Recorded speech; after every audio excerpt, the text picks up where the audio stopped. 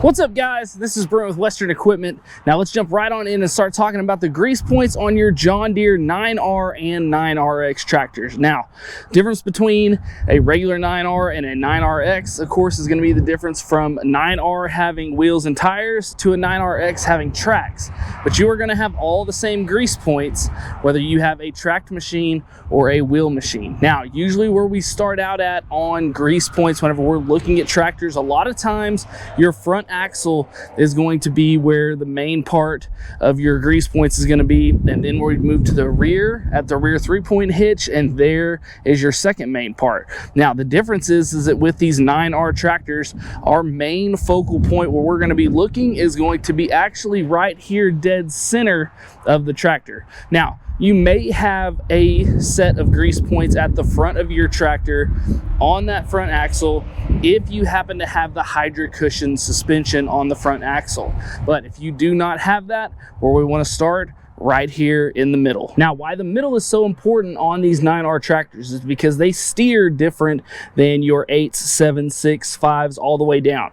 These are going to steer by articulating here in the middle, meaning that they have a center pivot where if the tractor was in two pieces, it's going to pivot right here in the center to do all of its turning. So all of your grease points and drive lines are going to be accessible right here in the middle. So when we're looking at grease points on this machine, first one that we would point out is going to be the most important, which is going to be our main kingpins. So you're going to have one at the top up here that's going to have grease points on it, and one at the bottom. And right here on the bottom, you can see the 3 grease points exposed right here. These are going to be your main 2 pins that keep these 2 pieces of the tractor connected.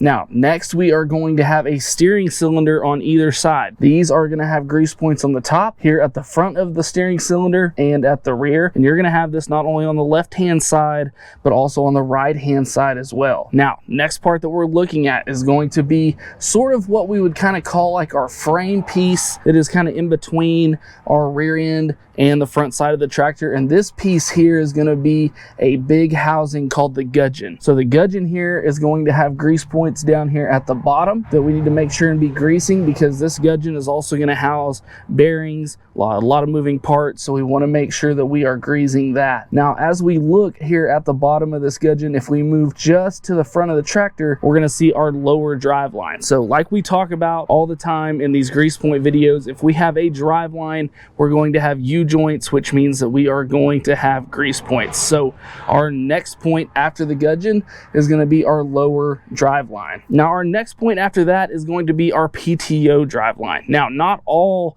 9R tractors are going to be equipped with a rear PTO, but if your machine does have that rear PTO, you are going to have a drive line here at the top. We can see it right here. We need to make sure that we are greasing the grease points on this drive line as well. Now, once you've done the center of the tractor, you have hit the most important parts, but you could still have other components that are on your tractor. Now, it's not often that we see a 3-point hitch on a 9R series tractor. A lot of time what you're going to see is just a lot of hydraulic outlets like this, and then maybe your PTO shaft. But if we do have a 3-point hitch, we need to be looking at all of those places like we would on a 6, 7, or 8.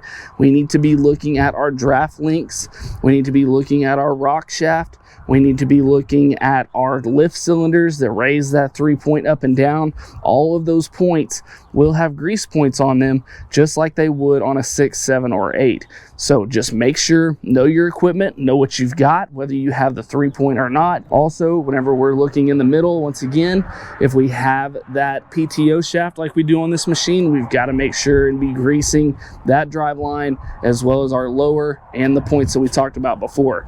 So guys, that's pretty much it on a 9R. Pretty simple. Now there are going to be some other grease points that are going to need to be hit, but these are going to be more for your shop to do. They're going to be underneath the hood in places that are really hard to get.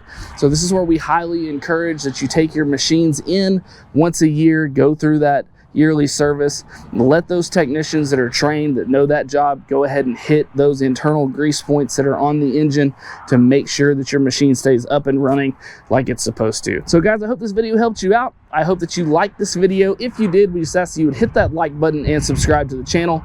Also guys, if you are looking for more videos like this or just more videos over John Deere equipment in general, make sure to check out the rest of the channel. And as always guys, thanks for watching. We'll see you next time. Hey guys, make sure to check out this cool video and this one. Buy your parts right up here and subscribe right here.